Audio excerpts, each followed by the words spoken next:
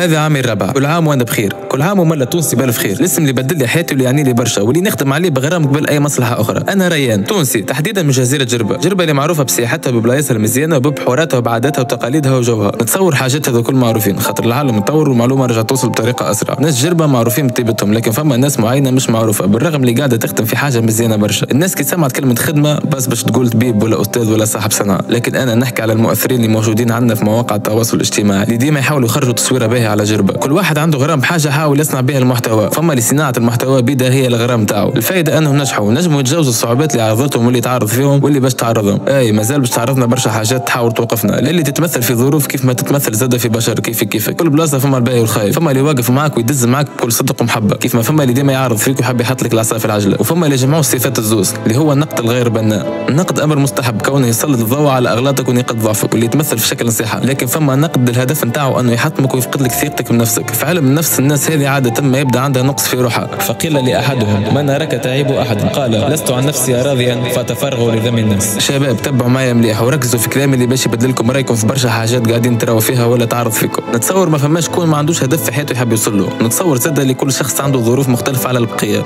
وصعوبه الظروف تختلف. فما اللي ما تنجمش تغيرها كان بقدره ربي كيف المرض المزمن او الشلل عافانا وعافاكم الله، اما بقيه الظروف تنجم تبدلها وتنجم انت تتحكم فيها باللي باش تكون صعيبه. اذا انت حبيت تبدل حياتك لازمك تركز في لي كونديسيون اللي تنجم تتحكم فيهم. زيد ثبت مليح، كان لقيت وضعيتك هي اللي تتحكم بيك لازمك ترجع روحك. اول خطوه تبني بها روحك هي تحكمك بظروفك. وهيا نرجع تالي شويه وين قلت لكم الظروف تختلف في مواقف وناس.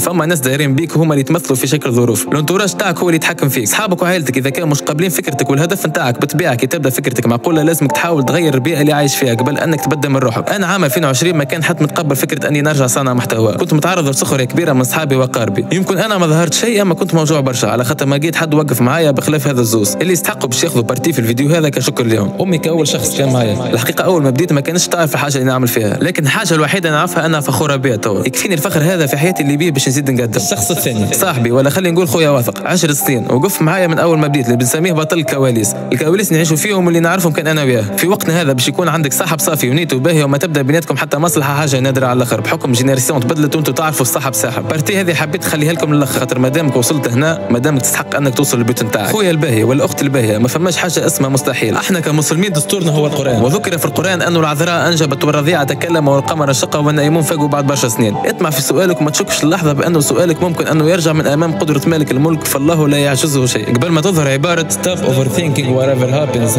كان قول ابن القيم رحمه الله لا تحمل هم الدنيا فانها لله ولا تحمل هم الرزق فانه لله ولا تحمل هم المستقبل فانه بيد الله فقط احمل هما واحدا كيف ترضي الله لانك لو ارضيت الله رضي الله عنك وارضاك وكفاك واغناك. عايشكم برشا خاطر كملتوا معايا للاخر وامنتوا فيا. ميرسي بكل اي انسان كان معايا، ثقتكم مش بتطيح ان شاء الله. ربي يعطيكم على قد قلوبكم. كان معكم ريان وهذا كان ملخص 4 سنين وهنا داخلين في الخامس.